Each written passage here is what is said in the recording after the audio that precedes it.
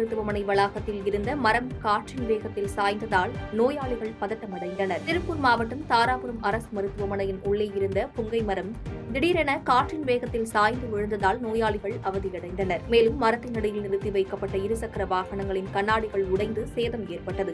சித்த மருத்துவ பிரிவு அருகே பாதையை மறைத்து மரம் விழுந்ததால் நோயாளிகள் செல்வதற்கு சிரமம் ஏற்பட்டது. மரம் விழுந்த இடத்தில் ஆம்புலன்ஸ் வாகனங்கள் வந்து செல்வதற்கு இடையூறு ஏற்பட்டுள்ளது. இதனால் அவசர பிரிவு சிகிச்சைக்கு வரும் நோயாளிகள் சிரமம் அடைந்து வருகின்றனர். மேலும் காற்றில் விழுந்த மரத்தை அப்புறப்படுத்த கோரி மருத்துவமனை உள் மற்றும் வெளிநோயாளிகள் மருத்துவமனை நிர்வாகத்திற்கு கோரிக்கை வைத்துள்ளனர்.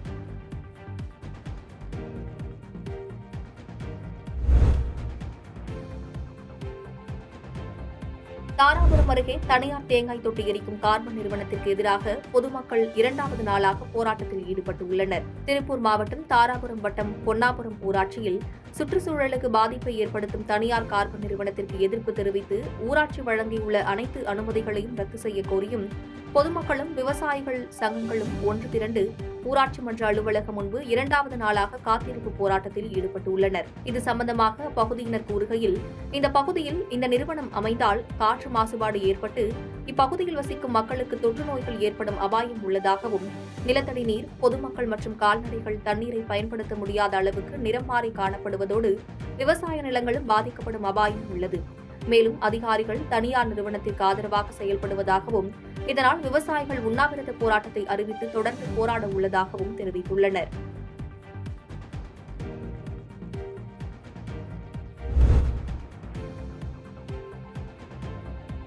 தூத்துக்குடியில் மெக்னீசியம் சிலிகேட் சிந்தட்டிக் என்ற உணவு சேர்மத்தினை உணவு எண்ணெயை தூய்மைப்படுத்த பயன்படுத்தியதால் தனியார் நிறுவனத்தின் உணவு பாதுகாப்பு உரிமம் இடைக்கால ரத்து செய்யப்பட்டுள்ளது. தூத்துக்குடியில் ஹோட்டல் மற்றும் சாலை ஓரங்களில் செயல்படும் பானிபூரி உள்ளிட்ட கடைகளில் மீதமுள்ள உணவுகளை பயன்படுத்துவதாக உணவு பாதுகாப்புத்துறை அதிகாரிகளுக்கு புகார் வந்தது. இதைத் தொடர்ந்து மாவட்ட ஆட்சித்தலைவர் லட்சுமிபதி உத்தரவின் பேரில் தூத்துக்குடியில் உணவு பாதுகாப்புத்துறை அதிகாரிகள் ஆய்வு மேற்கொண்டனர்.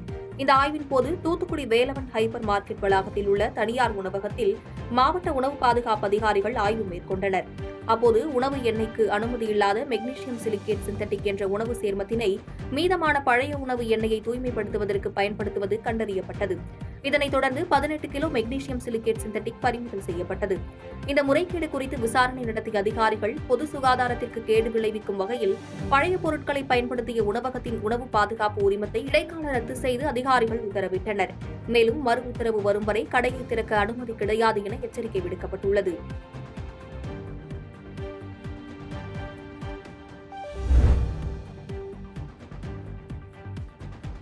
குமரி மாவட்டத்தில் உரிய காரணங்களின்றி ஓட்டுநர்களை பணியிட மாற்றம் செய்த அதிகாரிகளை கண்டித்து போக்குவரத்து தொழிலாளர்கள் போராட்டத்தில் ஈடுபட்டதால் பரபரப்பு ஏற்பட்டது. குமரி மாவட்டம் குழித்துறை அரசு போக்குவரத்து கழக பணிமனையில் பணிபுரிந்து வந்த 2 ஓட்டுநர்களை உரிய காரணங்கள் இன்றி பணியிட மாற்றம் செய்து போக்குவரத்து தொழிலாளர்களை 12 மணி நேரம் பணி செய்ய உத்தரவிடும் அதிகாரிகளை கண்டித்து போக்குவரத்து தொழிலாளர்கள் திடீர் போராட்டத்தில் ஈடுபட்டதால் பரபரப்பானது. 3 மணி நேரத்திற்கு மேல் நீடித்த இந்த போராட்டத்தில் விளவங்கோடு சட்டமன்ற உறுப்பினர் கலந்து கொண்டு பேச்சுவார்த்தை நடத்தி சமரசம் செய்ததால் போராட்டம் வாபஸ் பெறப்பட்டது. போக்குவரத்து தொழிலாளர்களின் இந்த திடீர் வேலைநிறுத்த போராட்டத்தால் பொதுமக்கள் பாதிப்படைந்தனர்.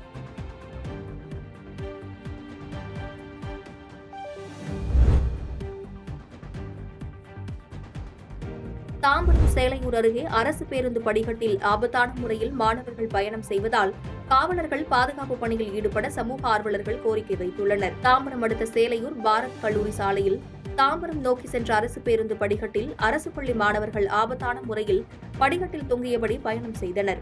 இதனை பார்த்த சக பயணிகள் மாணவர்களை படிக்கட்டில் இருந்து மேலே ஏறி பேருந்துக்குள் வருமாறு அழைத்துள்ளனர். இருந்தபோதிலும் மாணவர்கள் கண்டுகொள்ளாமல் பேருந்து படிக்கட்டில் தொங்கியபடி பயணம் செய்ததால் ஓட்டுநர் பேருந்தை சாலையிலேயே நிறுத்தியுள்ளார். இந்நிலையில் அரசு பேருந்தில் அரசு மாணவர்கள் படிக்கட்டில் தொங்கியபடி ஆபத்தான முறையில் பயணிக்கும் வீடியோ தற்போது சமூக வலைதளங்களில் வெளியாகியுள்ளது. எனவே இதுபோன்று மாணவர்கள் பயணிக்கும் நேரங்களில் போலீசார் பாதுகாப்பு பணியில் ஈடுபட வேண்டும் என சமூக ஆர்வலர்கள் கோரிக்கை வைத்துள்ளனர்.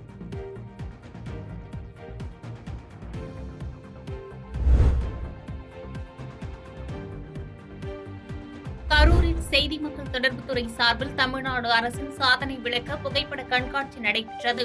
இந்த கண்காட்சியை மாவட்ட ஆட்சித்தலைவர் தங்கவேல் ரிப்பன் வெட்டி தொடங்கி வைத்தார். இதில் தமிழ்நாடு அரசின் பல்வேறு துறைகளில் வழங்கப்பட்ட சாதனைகள், நலத்திட்டங்கள் புகைப்படங்களாக பொதுமக்கள் பார்வைக்கு வைக்கப்பட்டது.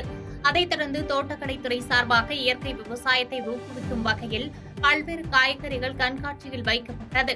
இந்த புகைப்பட கண்காட்சியில் மாவட்ட காவல் கண்காணிப்பாளர் பிரபாகர், அரவக்குறிச்சி சட்டமன்ற உறுப்பினர் இளங்கோ, கிருஷ்ணராயபுரம் சட்டமன்ற உறுப்பினர் சிவகாம சுந்தரி, கரூர் மாநகராட்சி மேயர் கவிதா கணேசன், கரூர் வட்டாட்சியர் குமரேசன் கலந்து கொண்டு தமிழ்நாடு அரசின் சாதனை தலைநிமிர்ந்த தமிழ்நாடு புகைப்பட கண்காட்சியை பார்வையிட்டனர்.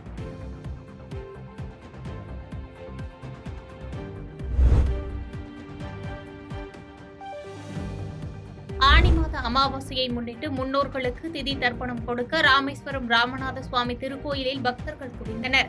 ஆனி மாத அமாவாசையை முன்னிட்டு இன்று முன்னோர்களுக்கு திதி தர்ப்பணம் கொடுக்க உலக பிரசித்தி பெற்ற ராமேஸ்வரம் ராமநாத சுவாமி திருக்கோயில் அக்னி தீர்த்த கடற்கரையில் குவிந்த பக்தர்கள் அக்னி தீர்த்த கரையில் தீர்த்தமாடி மறைந்த முன்னோர்களுக்கு திதி தர்ப்பணம் கொடுத்துவிட்டு பூஜைக்காக அழைத்து வந்த பசுவிற்கு பழங்கள், கீரை வகைகள் கொடுத்து வழிபட்டனர்.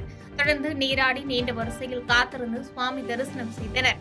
வாகன நெரிசலை தடுக்க போக்குவரத்து காவல்துறை சார்பில் நடவடிக்கை எடுக்கப்பட்டதோடு 300க்கும் மேற்பட்ட போலீசார் பாதுகாப்பு பணியில் ஈடுபட்டிருந்தனர்.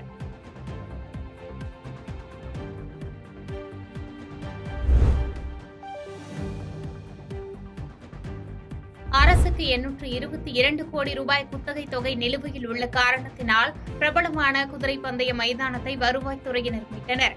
நீலகிரி மாவட்டம் உதகையில் வருவாய்த்துறையினருக்கு சொந்தமான நிலத்தில் கடந்த 130 ஆண்டு காலமாக மெட்ராஸ் ரேஸ் கிளப் குத்தகைக்கு எடுத்து குதிரை பந்தயங்களை நடத்தி வந்தது. இந்நிலையில் அந்த நிர்வாகமானது அரசுக்கு செலுத்த வேண்டிய குத்தகை தொகையை கடந்த 1978 முதல் கட்டாமல் இருந்துள்ளது. இதுவரை 822 கோடி வரை குத்தகை தொகையானது நிலுவையில் வைத்துள்ளதாக கூறப்படுகிறது. இது தொடர்பான வழக்கு சென்னை உயர்நீதிமன்றத்தில் நடந்து வரும் நிலையில் இன்று காலை வருவாய் கோட்டாட்சியர் மகாராஜ் தலைமையில் காவல்துறையினர் உதவியுடன் வருவாய்த்துறை அலுவலர்கள் நிலத்தினை மீட்டு அரசு கட்டுப்பாட்டில் கொண்டு வந்தனர். மேலும் குதிரை பந்தயம் மைதானத்திற்குள் உள்ள அலுவலக கட்டிடங்கள், நிர்வாக கட்டிடங்கள் அனைத்தும் சீல் வைக்கப்பட்டன. மேலும் எவ்விதமான அசம்பாவிதங்கள் நடைபெறாமல் இருக்கும் பொருட்டு அப்பகுதியில் காவல்துறையினர் குவிக்கப்பட்டனர்.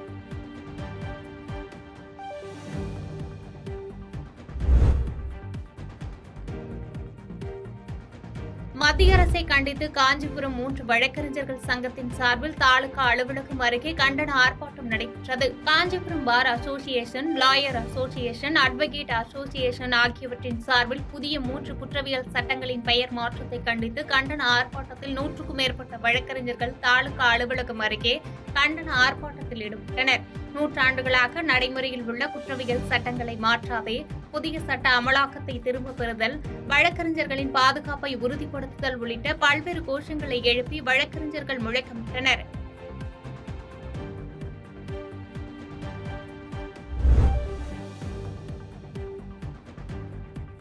சென்னை தண்டையார்பேட்டை மாநகராட்சி பள்ளியில் மாணவ மாணவிகளுக்கு இலவச பல் சிகிச்சை முகாம் நடைபெற்றது. சென்னை தண்டையார்பேட்டை பட்டேல் நகரில் உள்ள மாநகராட்சி மேல்நிலைப் பள்ளியில் படித்து வரும் 1000க்கும் மேற்பட்ட மாணவ மாணவிகளுக்கு இலவச பல் சிகிச்சை முகாம் மாநகராட்சி சார்பில் நடைபெற்றது.